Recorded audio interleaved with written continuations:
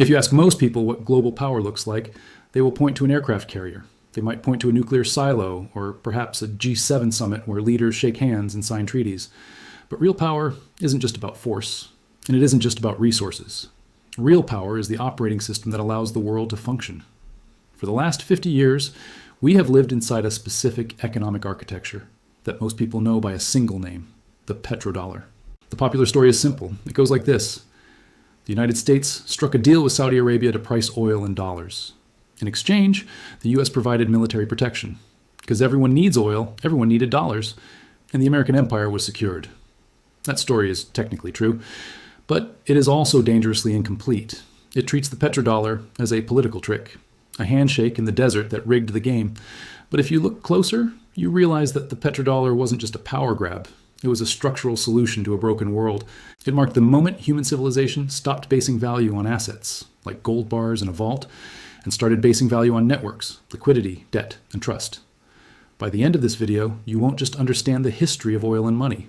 You will understand the hidden mechanism that allows the modern world to borrow, trade, and grow, and why that system is currently facing its greatest test since its inception. This isn't a story about oil, it's a story about the weaponization of trust. To understand why the petrodollar exists, we have to understand the trap the world was in before it arrived. In 1944, as World War II was winding down, the Allied powers gathered at Bretton Woods, New Hampshire. They needed to rebuild the global economy, and they hated chaos. They built a system of fixed exchange rates. Every major currency was pegged to the US dollar, and the US dollar was pegged to gold at $35 an ounce. The logic was discipline. You couldn't just print money to solve your problems because you eventually had to show the gold. It worked. For a while, it created stability, but it had a fatal flaw that economists call the Triffin dilemma. Here is the tension. As the global economy recovered from the war, Europe and Japan began to export goods. Global trade exploded. To facilitate that trade, the world needed liquidity. They needed dollars to buy things from each other. If the US provided enough dollars to fuel global trade, they would essentially be printing more paper claims than they had gold in the vault. If they didn't print the dollars, global trade would freeze up, causing a depression. The US chose liquidity. They printed dollars to fund the Vietnam War, to fund domestic programs, and to supply the world with the currency it needed to grow. But the math didn't add up. By the late 1960s, there were far more dollars circulating overseas than there was gold in Fort Knox to back them. Foreign nations, particularly France, saw this imbalance. They realized the dollar wasn't as good as gold anymore. So they called the bluff. They started redeeming their paper dollars for actual metal. The U.S. gold reserves began to drain. It was a run on the bank, but the bank was the United States of America. On August 15, 1971, President Richard Nixon went on television and suspended the convertibility of the dollar into gold. He called it a temporary measure. It wasn't. The Nixon Shock ended the Bretton Woods era. But here's the part that is often missed in history class. When the link to gold was severed, the dollar, and by extension the global economy, was in freefall. Without gold, what was a dollar worth? Why would a German manufacturer accept a piece of green paper from an American buyer if that paper wasn't backed by anything tangible? The world had lost its anchor. Currencies floated wildly. Inflation spiked. The system was searching for a new standard of value.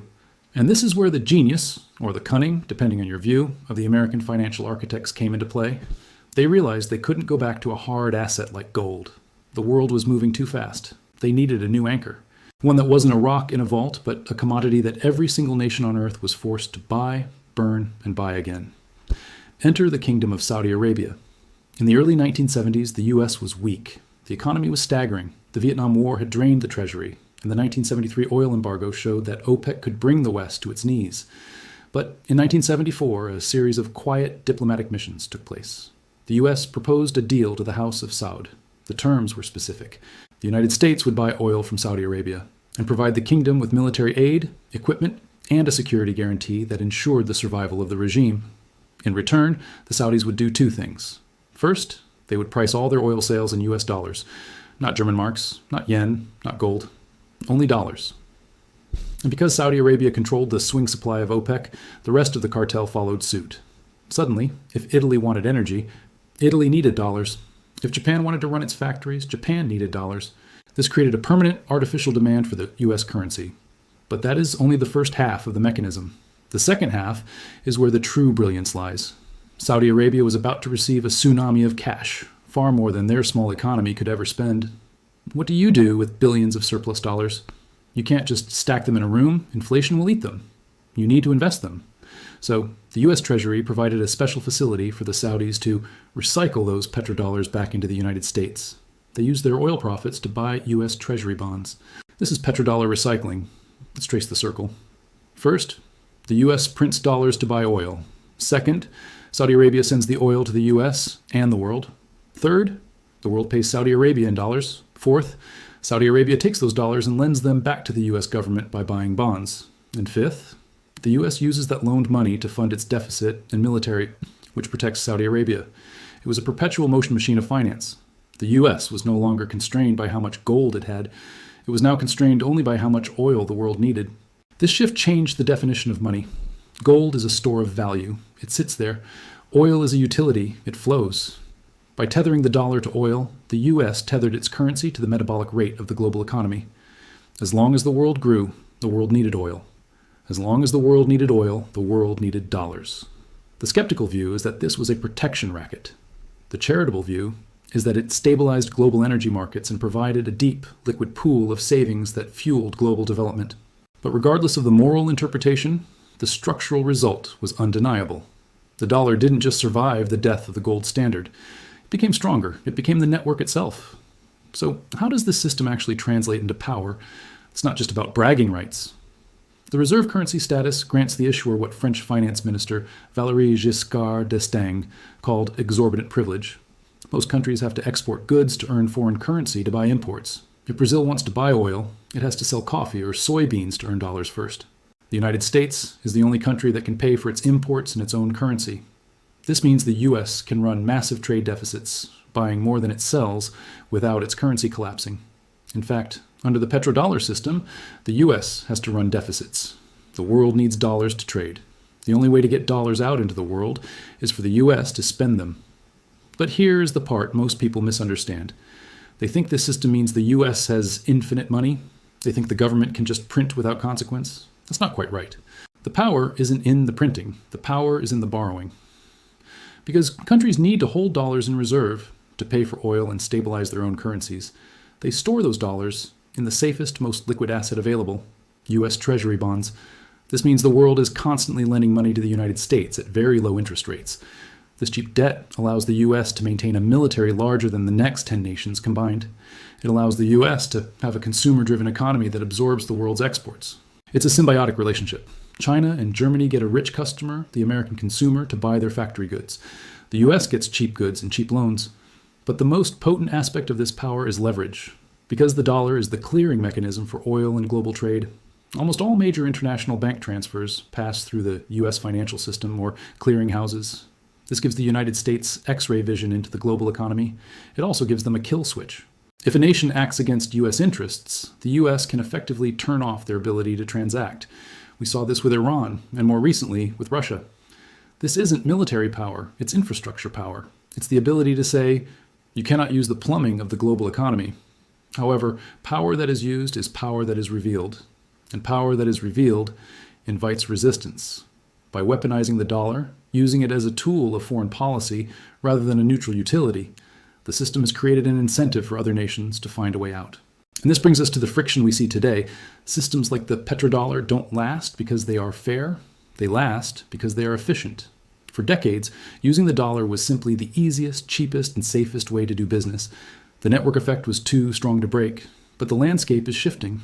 The rise of China as the world's factory and the geopolitical tensions between East and West have created the first genuine structural challenge to the petrodollar system. We see headlines about de-dollarization. We see Saudi Arabia accepting yuan for oil. We see central banks buying record amounts of gold, reverting to the old asset that started it all. But let's pause the alarmism. There is a massive difference between resenting the dollar and replacing the dollar. To replace the petrodollar system, you don't just need a currency. You need a bond market. You need a place where the world can park trillions of dollars of savings safely, legally, and retrieve it instantly. China has strict capital controls. It's hard to get money out. The euro is fragmented among different nations. Gold is heavy and hard to transport. Crypto is volatile. So we aren't necessarily seeing a collapse of the dollar. We are seeing a fragmentation. We are moving from a monopoly, where the dollar is the only game in town, to a competition. The friction comes from the fact that the U.S. used the financial system as a weapon of war through sanctions. When you weaponize a utility, users start looking for alternatives. If Saudi Arabia sees that Russian assets can be frozen overnight, they have to ask, are our assets safe? If China sees that semiconductor trade is blocked, they ask, do we need a non-dollar clearing system? The system is grinding, it's adapting. The absolute dominance of the petrodollar is waning, not because the US is collapsing, but because the rest of the world is building its own plumbing. When we look back at the era of the petrodollar, what will the history books say? They won't just talk about oil prices or inflation rates. They will describe a 50-year experiment in trust. The petrodollar proved that global power didn't need to be anchored in soil or gold. It could be anchored in dependency. It showed that if you can make your debt the world's asset, you can rule the system. But financial systems are like faith. They work only as long as everyone believes they work. We are entering a new phase. We are moving from a world of singular liquidity to a world of fragmented blocks. The exorbitant privilege of the United States is becoming an exorbitant burden, the cost of maintaining a system that fewer nations want to play by. The question isn't whether the dollar will disappear tomorrow. It won't. The network is too deep. The question is, what happens when the world decides it wants more than one operating system? History tells us that reserve currencies don't last forever. They shift when the center of global commerce shifts. The Portuguese real, the Spanish real, the Dutch guilder, the British pound, the US dollar. The petrodollar extended the American century by turning oil into liquidity. But as energy transitions away from oil, and as geopolitics transitions away from unipolarity, the logic that held this system together is dissolving. Power is never static. It flows like oil. It evaporates like money. And right now, for the first time in 50 years, it is looking for a new vessel. If you want to understand where that power might flow next, you have to look at the one asset class that no government can print. But that is a conversation for another time. If this video made you think, do me a favor, hit the like button, and subscribe to Histonom because I dive deep into topics like this on this channel.